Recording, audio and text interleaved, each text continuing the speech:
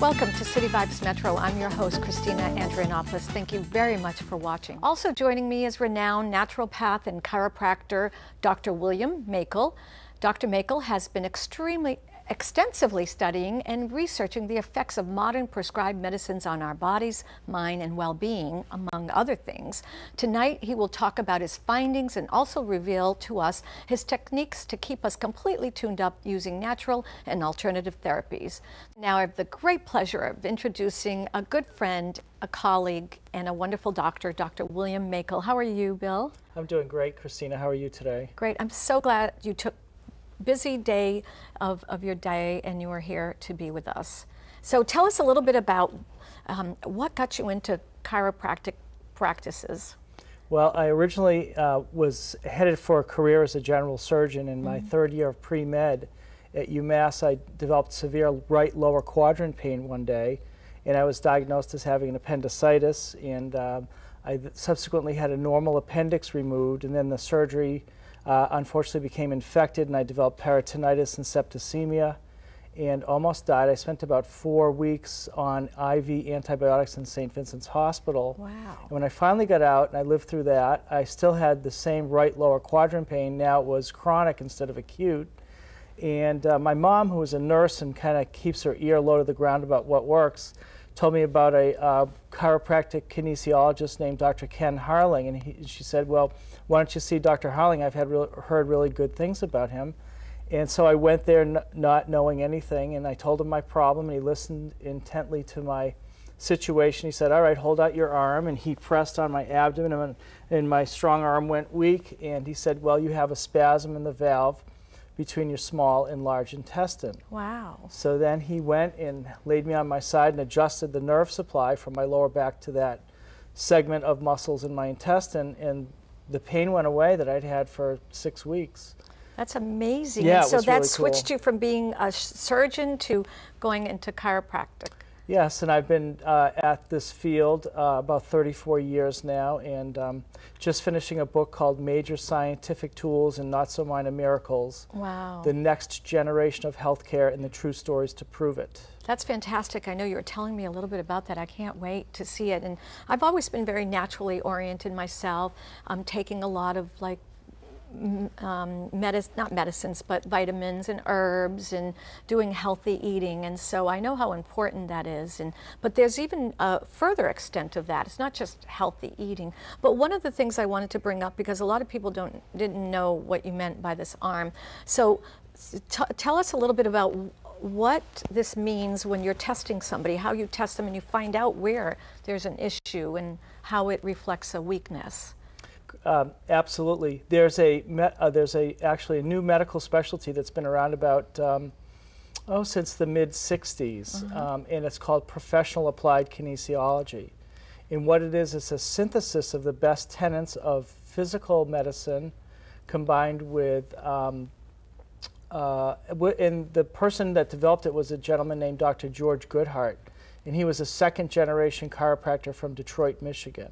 And he basically stole whatever worked non-invasively and effectively from acupuncturists, chiropractors, medical doctors, dentists, and he came up with this system, which is now the fastest growing integrative medical specialty globally. Wow. Most of the people that practice PAK are medical doctors outside of the U.S., actually. Really? Yeah, and it's kind of interesting. So from a physical medicine standpoint, what was unique about his findings was that he realized that you could turn on and off any muscle like a light switch depending on how you organize or disorganize the components of the muscle itself. Wow, that's amazing. So we're not going to take a break yet, but you're going to come back and you're going to show us some techniques. But so eating right and sleeping all affect our mind, our body, our soul, and how we perform. So could you just tell us a little bit about what happens to us in the American society?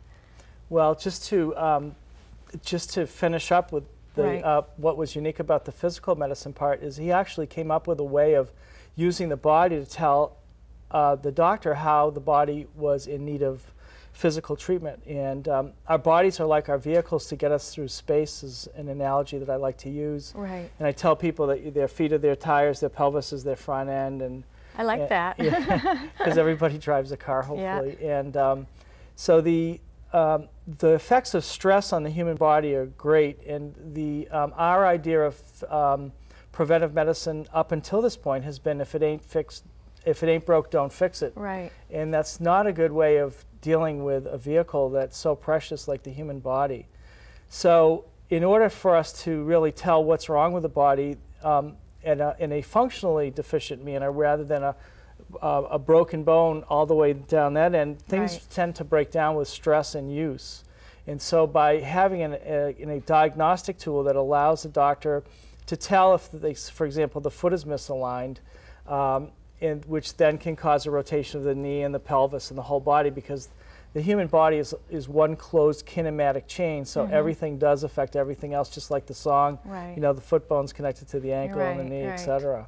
So I think the beauty of professional applied kinesiology is being able to talk to the body through a process called a challenge. Right. And all of our joints are hardwired with pressure and position sensitive nerve endings, so our body knows where we're located in space, and it can perform all of its marvelous functions.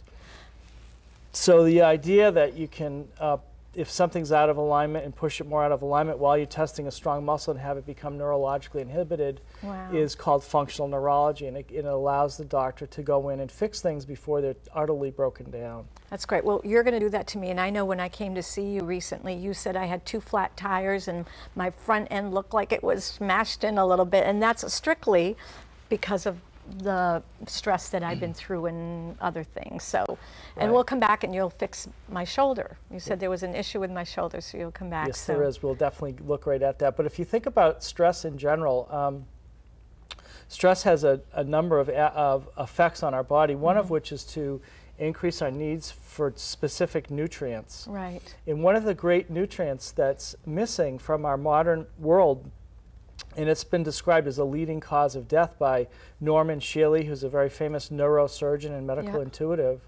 And he says that he's quoted as saying that magnesium and fear are probably lack of magnesium and fear are probably the leading cause of death. Wow. You know what, let's come back to that, because that's an amazing statement. Magnesium and fear are the leading cause of death. We'll be right back, and we'll be right back.